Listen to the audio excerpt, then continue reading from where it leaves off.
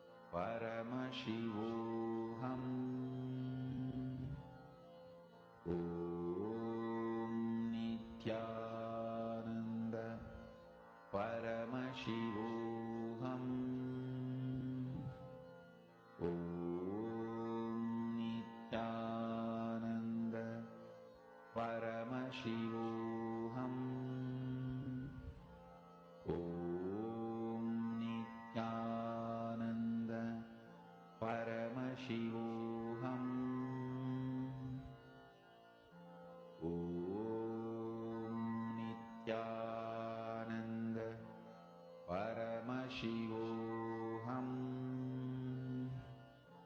Om Nithyananda Paramashivoham. Om Nithyananda Paramashivoham. Om Nithyananda Paramashivoham. Om Nithyananda Paramashivoham. Om Nithyananda Paramashivoham. Om Nithyananda Paramashivoham. Om Nithyananda Paramashivoham. Please relax. In the same space, we'll all be entering into the next session where we're going to be learning about the power of enriching, what it means to enrich.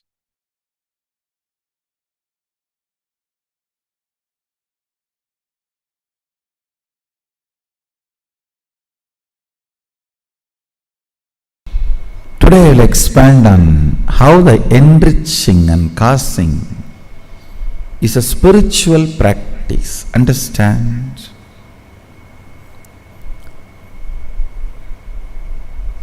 Fundamentally, the purpose of the life, not just human life, is to manifest Pindanda to Brahmanda, macrocosm to microcosm, one cell amoeba to Mahasadashiva. See, whichever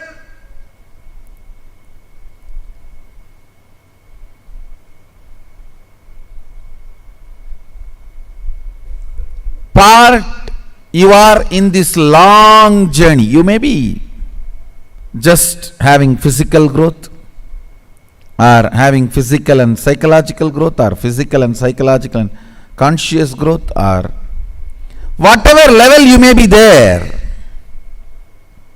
in this whole journey, supporting other beings in this journey is enriching. Wherever you are in this long journey, helping others, enriching others is a spiritual practice. Causing others reality is a spiritual practice. Even in life,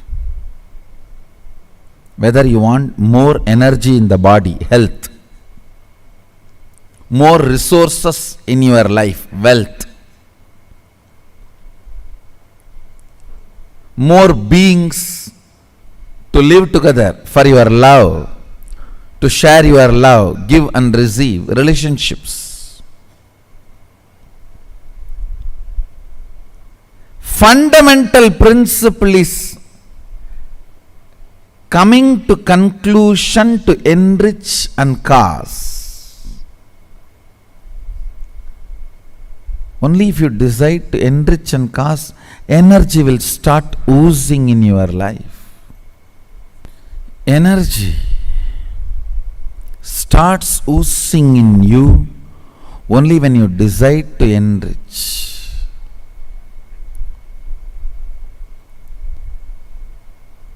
It expresses as health, it expresses as love, relationships, it expresses as resource in the life like wealth.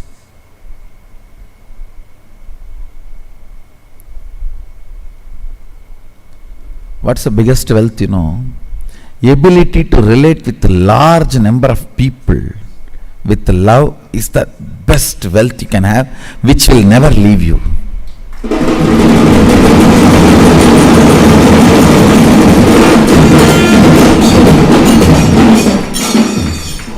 Which will never leave you. Understand? There is only two ways you can be wealthy. The organic way of wealthy is ability to relate with multiple people with energy. Toxic way of relating is ruling. Fundamentally, ruling is toxic way of relating. All human beings should be given a chance of love relationship only if he or she is not even mature to relate with that love relationship. I have seen when you shower your love, people think you are innocent and you can be cheated. Then no other way they should be ruled, because they want that only. They come and tell, rule me, only then I will be disciplined. Otherwise, I myself do not have any discipline. I don't trust me. I can't control me. You control me.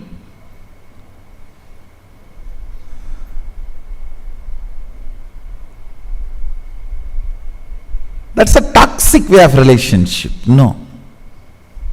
Organic relationship is ability to love, and through love, ability to relate with more and more and more number of people, beings.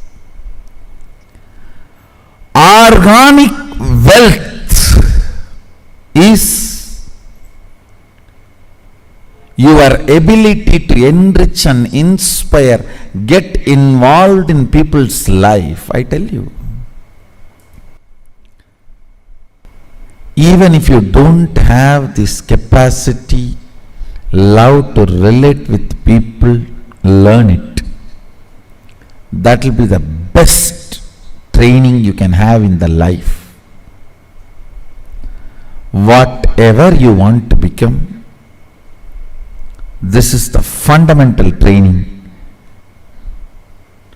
This will make you successful.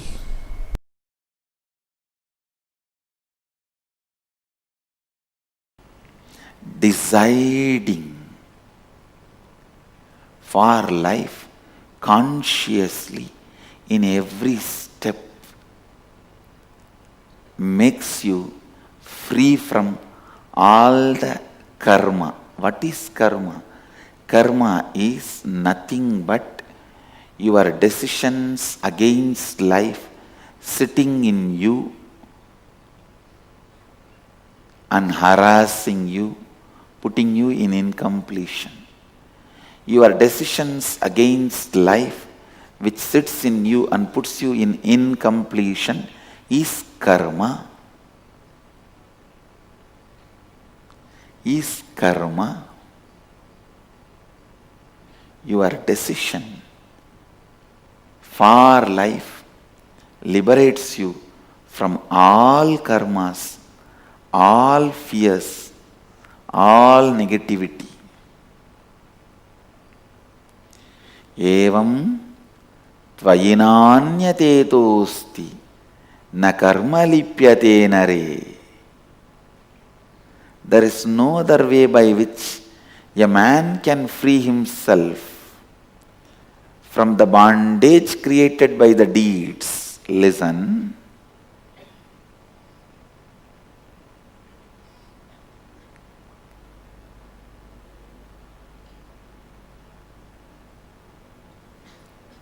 How much ever you hear all these things, you need to sit and internalize. That is why again and again I insist, come here, experience inner awakening.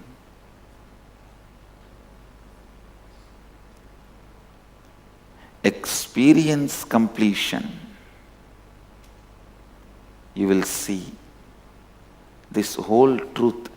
Deciding for life will become your very core cognition.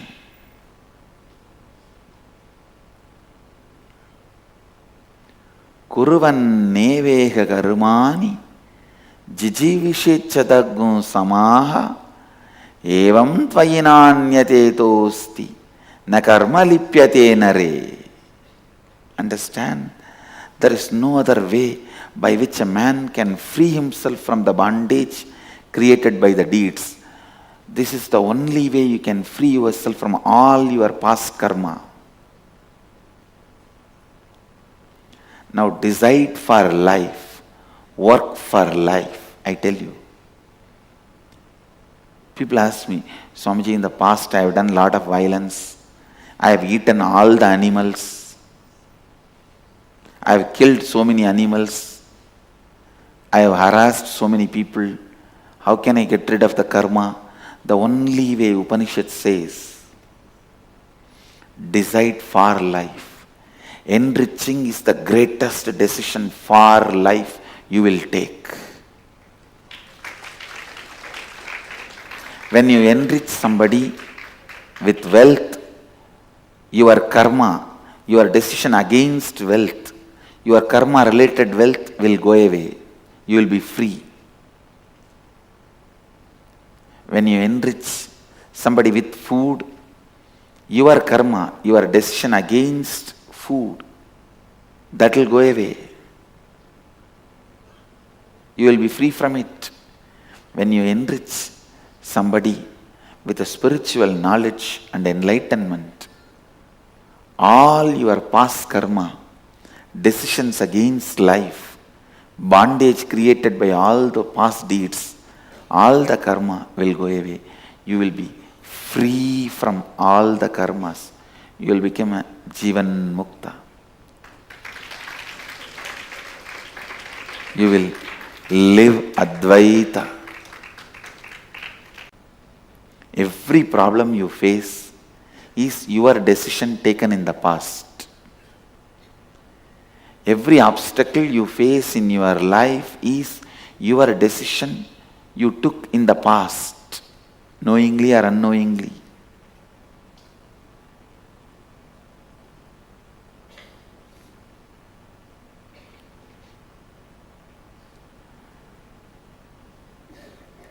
You can decide now strongly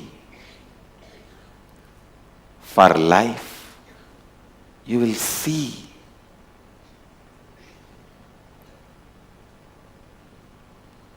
everything, all the best things of life expressing itself. All the best things of life radiating itself. Upanishads are so clear. They are declaring there is no other way. Evam tvayi na anyatetosti na karma lipyate nare.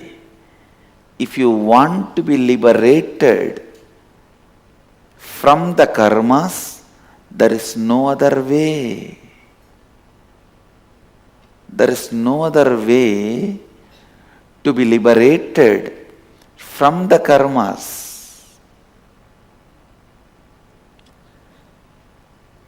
There is no other way man can free himself from the bondage created by the deeds. Kuruvanneveha karmani jijivishechadagum samaha evam tvayinanyatetosti na karma lipyate nare.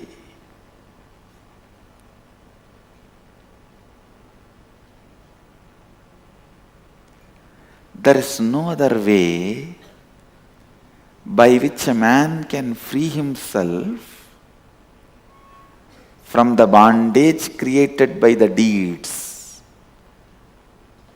Understand, if your decisions and actions have created certain bondage, Only by deciding for life and acting, you will be free from those bondages.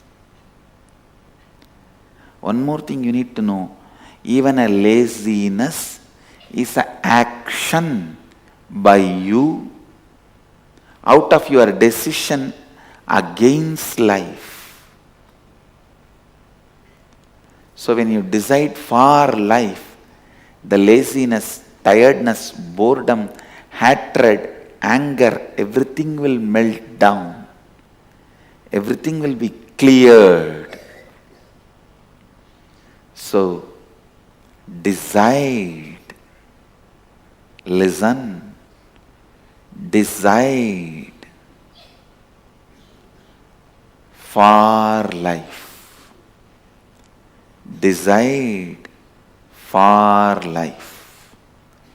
Decide for life.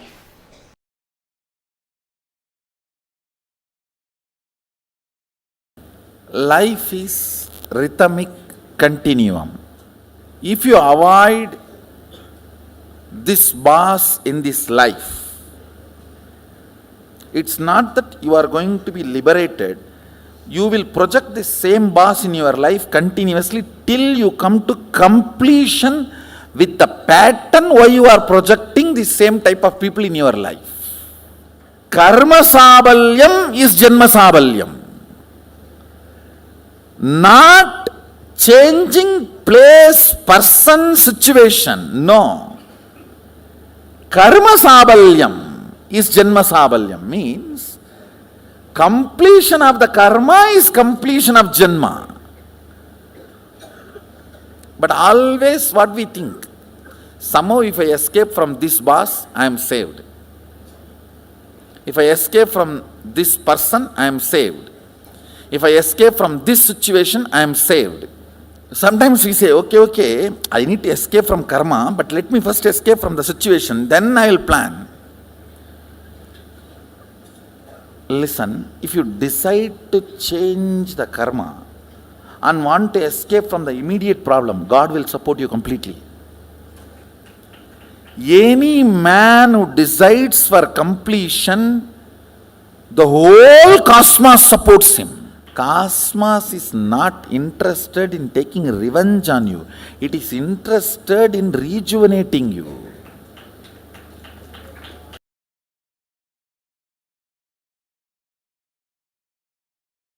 Please understand, it is the friendliness that is essence of life. It is friendliness that is essence of life. Friendliness is nothing but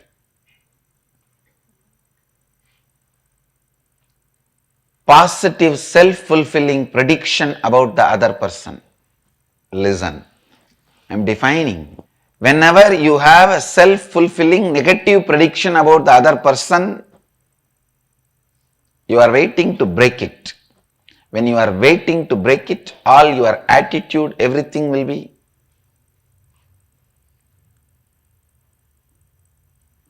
fuming with anger, agitation, irritation. Friendliness is self-fulfilling positive prophecy about the other person. All your prophecies are powerful enough for self-fulfilling. Means if you decide today your day is going to be a very bad day in the morning, it is going to be bad day. Because you know how to pick up the bad things and assemble and see. Today is a bad day. You are capable of it. You will even make it and do it. There are some blackmailing media in India that's just for the news. If they want to show somebody as bad, they make news as bad and portray that person as bad. If you decide today is going to be a good day, you know how to make good day. Even if there is something wrong, you will stand and struggle, and that struggle you will make it as a, see how I responded, so it's a good day. You know how to make a good day or bad day. Any prophecy you create, it is powerful enough to fulfill itself. All prophecies are self-fulfilling. Listen. ध्यान से सुनिए. When you see a person,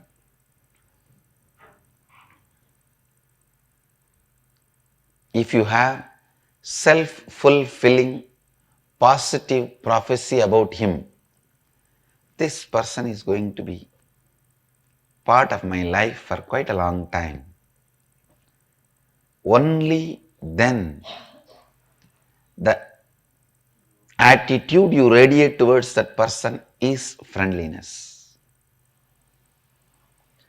Friendliness is an attitude you radiate towards a person with whom you take a positive decision. Completion makes you take positive decision towards whole life. Understand? Completion is something which makes you cognize, decide positively towards the whole life. Anything which makes you to decide positively towards the whole life is completion. Because life is complete. Completion makes you decide for life. Listen. Because life is complete, completion makes you to decide for life. Because life is complete, completion makes you decide for life. All of us have this one big pattern that everything should be done by somebody for me. Whether it is pushing inside or pulling outside. Brushing the teeth or taking bath.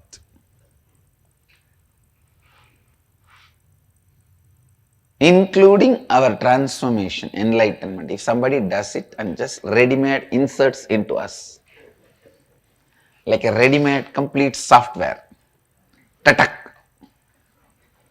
And then you open your eyes and see, yes, I am enlightened. What happened? I went to that Nithyananda Swami's program. Yesterday it touched me and I became.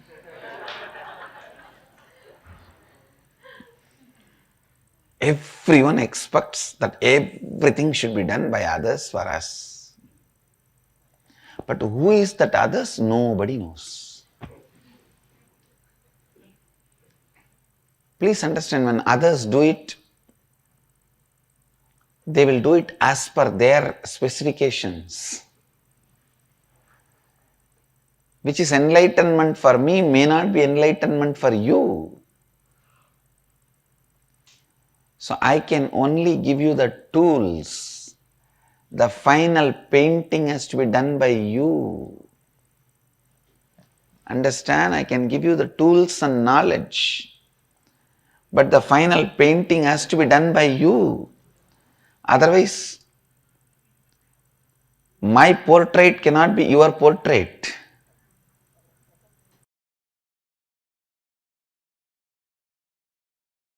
Most beautiful components of relationship, feeling empowered by the other person.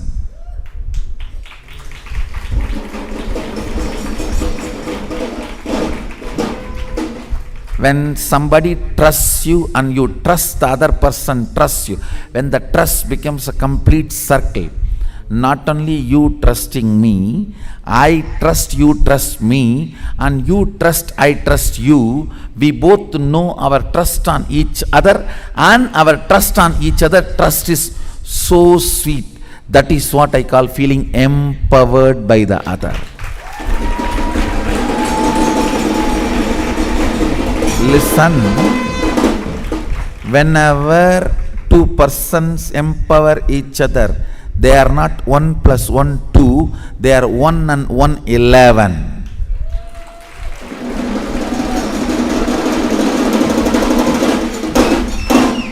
when three persons trust each other intensely, they are not 1 plus 1 plus 1, 3. No, 1, 1, 111.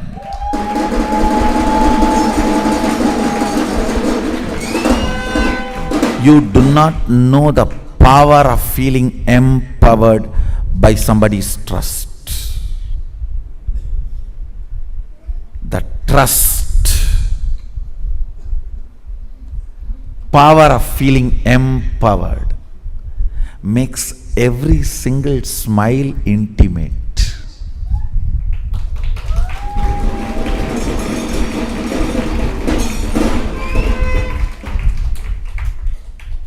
Listen. Listen. All the beautiful things of relationship, tremendous friendliness, tremendous sweetness of togetherness, just sipping a cup of coffee together, just sitting together with a cup of tea, laughing, making fun, teasing, joking, rolling and laughing.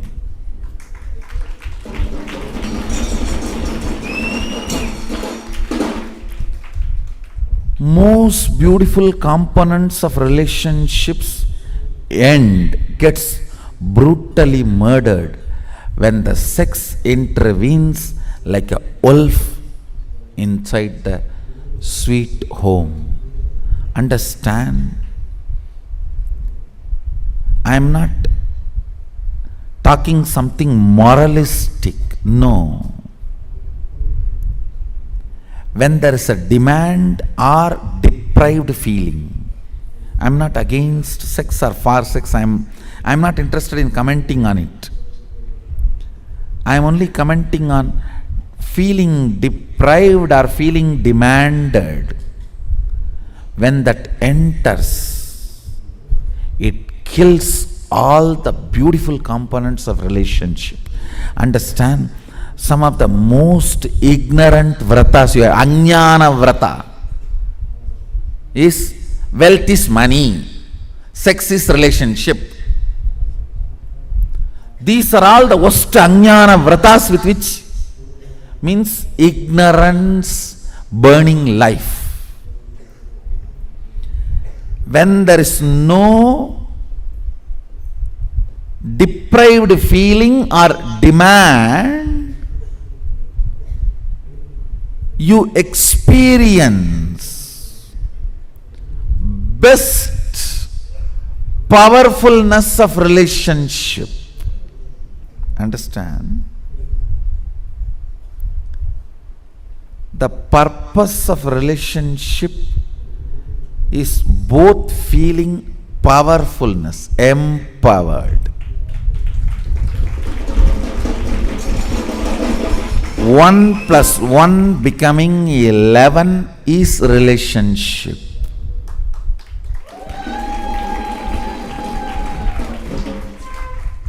That is why the statement I make looks very paradoxical. Sex destroys relationship. Sex ends relationship. Because the moment you feel you are deprived or you are demanded, you lose the ability to experience most subtle, beautiful, sweetest components of relationship.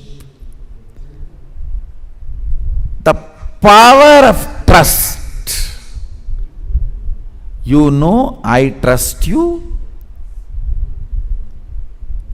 and I know you trust me, and you trust me that I trust you.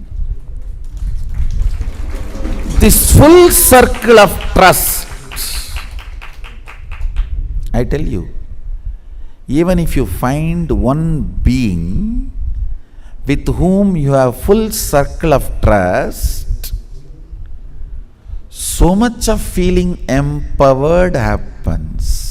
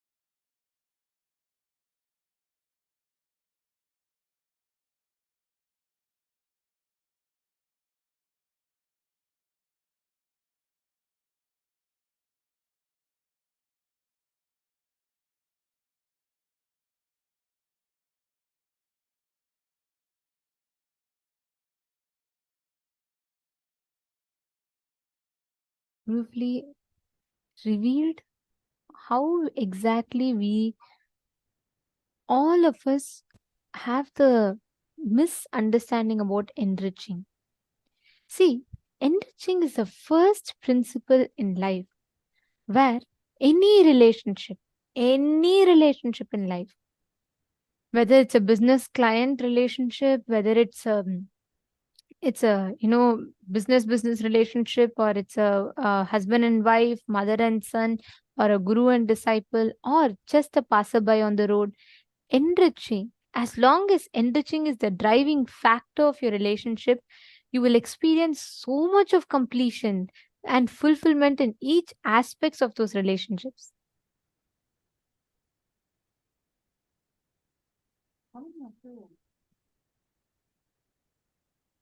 Many of you understood this. Many of you understood about the importance of enriching, apyayana. Please take a few minutes and post. See, the Very fundamental principle with which enriching functions, right, is with this understanding that we are one with the source. We are one with everyone around us.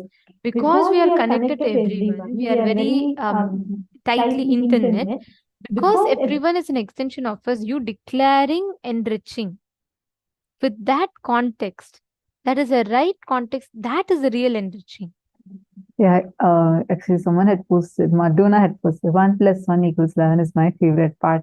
So true, right? Like, even I love the way, I mean, every single sentence that Swamiji utters, it's so powerful, so powerful. And it clicks with us in multiple levels. See, when you are having your entire focus from the cognition of expanding yourself and others. Alexander is asking, is enriching to give money to somebody? It's not a particular definitive action. It is the cognition from which you function. Understand, if actually with Swamiji, you will see that Swamiji is the person who will give you the most freedom in the entire universe. Like, you're not restricted, you're not told, do this, do that, ever. It's like you understand the context, cognition. From your cognition, you are given the freedom, empowerment, decide what you want to do. So, enriching is not about giving money. It's not about even giving food to someone. Just because you serve free food to people does not mean you're enriching if you don't carry the right cognition inside. You're understanding? It's the cognition. Whenever you, even a simple smile can be enriching. Simple hug can be enriching.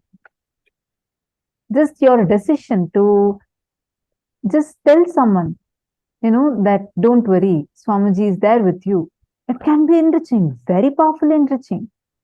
It is all about the cognitions you carry inside of you. Nithyanandam, I see some of you slowly dozing off. Nithyanandam.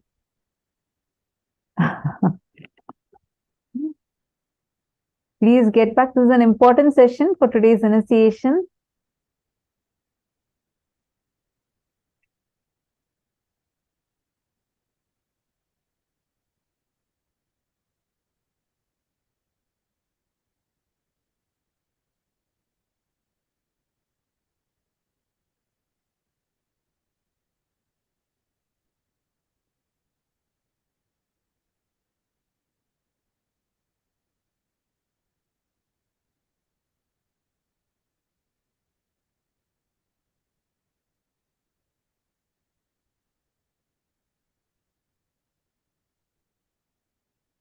Actually, today during the darshan, we are all going to be receiving this initiation only, where like Swamiji said, right? When in enriching is the power of living, your whole life should be enriching. That is why enriching is called as Atma Shakti. when you're just living, the very way you're existing in life should be enriching. See, whenever in relationships you are having the nature of enriching as a founding principle, then those relationships, that is where you'll have 11, 1 plus 1 is 11, that trust factor in relationships, where you will feel that complete completion. There is no part, there is no insecurity, there is no manipulation or anything, but just sheer trust in that relationships. If we understand enriching clearly, right, when you're authentic in empowering people, you will become more powerful. If you feel, no, no, no, I'll believe all these, but practically, I know if I make him big, he will become big and I'll be small. This hypocrisy will only make you smaller and smaller. Understand, life has no hypocrisy. If you are a businessman, support as many people as to become a businessman. You will become a great businessman. If you're a musician, support as many people as possible to become a musician. Just see Swamiji. Swamiji never makes anything his brand. Like if you notice, typically, if it could be anyone, by now, if they're manifesting powers, they have such cool jatas, they have such cool dress, everything. They have a huge, a lot of unique things. That person would have literally copyrighted, patented everything and kept it unique to himself. But Swamiji is completely the other way around. Everything, even if it is a simple new software, simple powerful cognition Swamiji gets, next day Swamiji will come and tell it in satsang. Swamiji never keeps something unique to him. Like Swamiji is saying, right? If you're a businessman, you make many other people businessman. Same way, Swamiji as Paramashiva is here focused on making all of us Paramashiva. Understand, whenever, whatever role you are in, whatever you feel as your strength, as the best qualities of you, enrich 10 other people to radiate the same qualities. Are you all understanding? That will make you amazing in that. For example, let us say that you are amazing cook. Make 10 more people as amazing cooks. You will become the best cook. If you are an amazing poet, make 10 more people as the best poets. You will become the best of the best poets. Understand, usually fear. We think, okay, you know what, I know I have this 100 units of knowledge. Already that fellow is powerful. If I teach him all this 100, he'll become much more powerful than me. That fear stops us from expansion. Enriching. Instead, just change it. Change it to, no, I'm not going to hold on this just for me. Let me share it. Let me now take this to others. Let me now give this knowledge even to others. And you empower, let's say you're a great lawyer, you have you're a very powerful lawyer, you have such a good knowledge, strength. Make 10 more people as good lawyers, you will become the best. Understand? It may sound paradoxical because you always feel that if I share something that I already know, he will become better than me. But in reality, when you do it from the context of enriching, you would become the best. Forget about whether they are doing something in return for you or not, but you by yourself will become the best. Because those who take his teaching, that's all. Just go on enriching. You have 100 units of energy. Paramashiva has blessed you. You have 100 units of energy. Now you share all this 100 units of energy in enriching. Next, you will not be replenished with 100 alone. When Paramashiva sees you enriching, he will fill you house more. How many of you are getting this equation?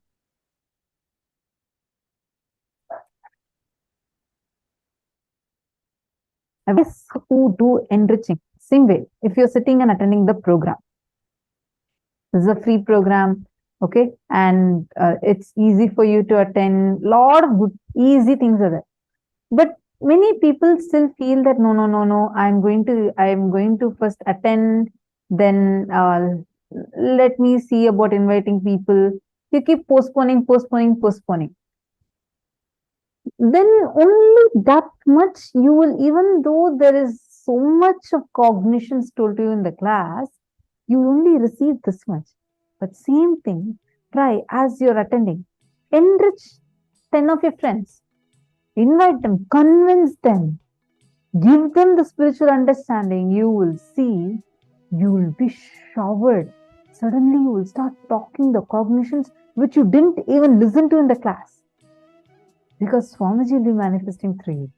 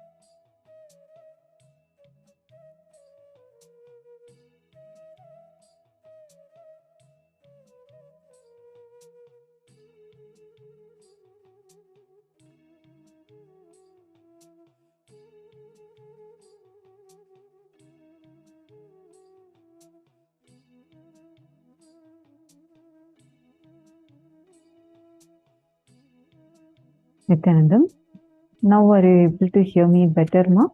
I saw that my voice was breaking. Is this better now? See, causing others reality. When you start causing others reality, suddenly from thousands of directions, 10,000 hands will come and cause your life into reality. So much of auspiciousness would be showered upon you. Literally, that's the best, most royal way to exist. You can learn from Swamiji. How every step Swamiji is going on, enriching. Swamiji is the person, he has the Limca Book of Records and Asia Book of Records to be the single author who has written the largest number of books in the whole world. Because Swamiji has published so far, Swamiji has written over 1,300 books. And do you know a surprising fact? None of these books are sold anywhere. These are instead made available completely free of cost. There are people who write one book and sell it, but Swamiji has made it completely free of cost. Why so much? Even this program, like every single thing, the cognition is to enrich. Like how Swamiji shared, right?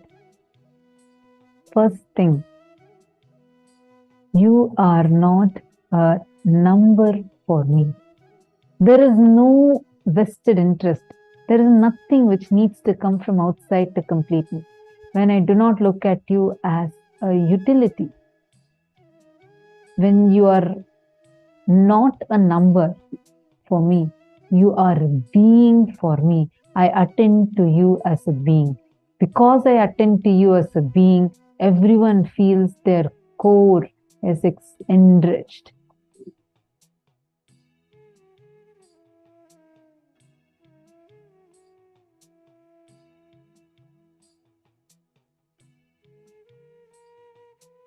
Because I attend to you as a being, everyone feels their whole core is attended. Beautifully, Krishna says in the Bhagavad Gita, I work and make everyone work, but I have nothing to gain by my work or others' work. Fundamentally, my cognition is clear. You are not a number for me. You are a being for me. I mean, even when I just read this, it literally melts my heart. This is literally how Swamiji is. For each one of us, each one will have their own special connection with Swamiji. Each one will feel so uniquely connected to Swamiji. I'll be wondering like so many times, how Swamiji attends to every single being is something extraordinarily amazing. For me, like I don't even understand how is that possible. Like how can Swamiji remember? See, not just Swamiji gives the blessings and attends to people, but Swamiji remembers us. Each being Swamiji remembers. I still remember like in some dialed avatar call, none of us recognized. One devotee who had met Swamiji almost 10-12 years before and gotten blessings at that time, the moment the person spoke after like 10 years, Swamiji like, oh, how are you? And how is your kids doing? Is your family all well? All of us are like, who is Swamiji talking to? And Swamiji was remembering the person. Swamiji said, how is your health now? You had this particular issue. Now is it completely healed? That person on the other end of the line, he just broke down. He's like, Swamiji still remembers me. Swamiji says, you're not a number for me. Not any of us. Swamiji does not consider us, okay, oh, so many people. With what intensity, sincerity, and powerful way Swamiji will manifest if thousands of people are there, same way.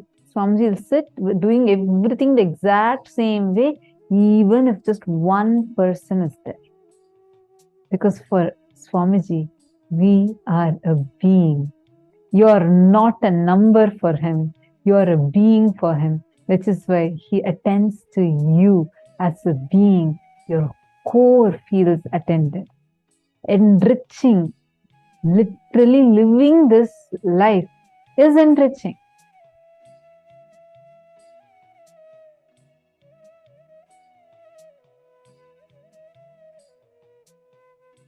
Take a few minutes, and all of us are going to take a few minutes to make enriching as our lifestyle. How to harness the power of enriching. Now, pen down the top 10 relationships of your life. Then, stepping up your integrity, authenticity, and responsibility in all those relationships, write down in what new ways can you enrich all those relationships. What new thoughts, words, and actions can you now engage in to enrich or expand yourself and the people in your life? Please take a few minutes.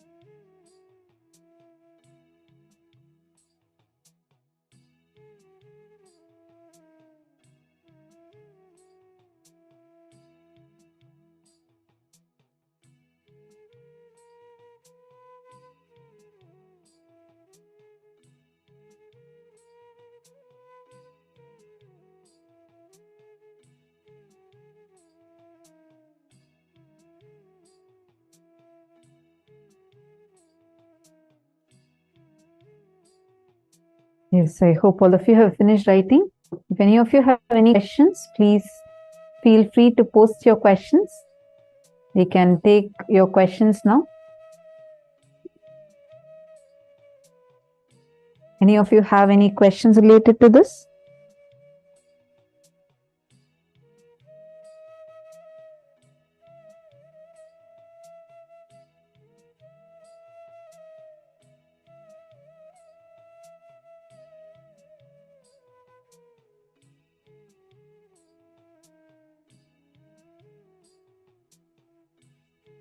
Okay, looks like no questions are there.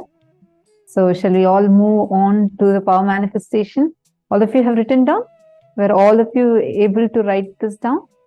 The words, actions, and the steps, everything that you're going to be taking for enriching. Can you all give me a thumbs up if you have done? Please show me a thumbs up.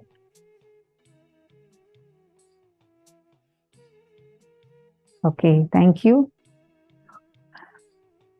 Why Sunil Yadav is showing thumbs up and laughing?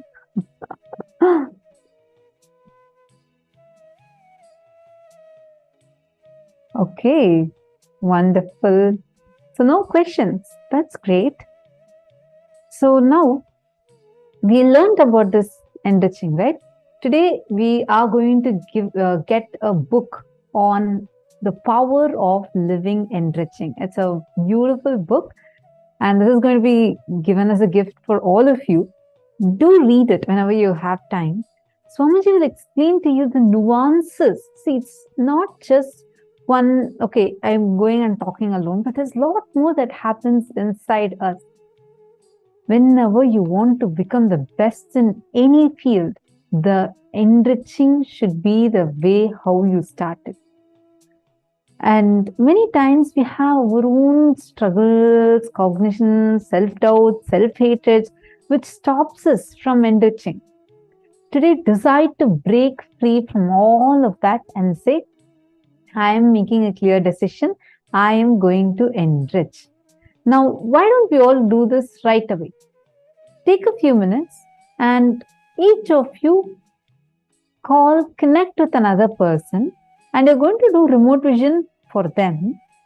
First, enrich to them about the program, whatever you have learned. Tell them that you're manifesting this power, you're just learning and you're manifesting this power, and play with it. But start enriching as your first step. I request everyone to please start this right now.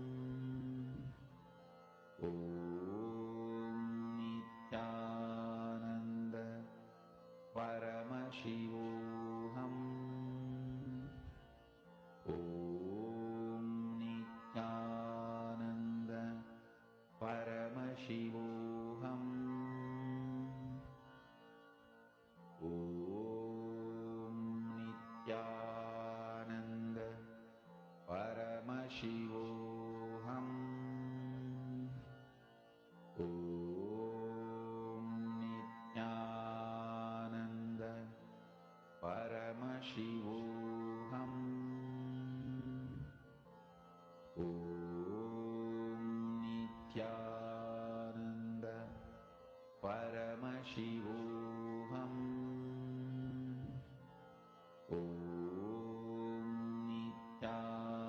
Nithyananda Paramashivoham.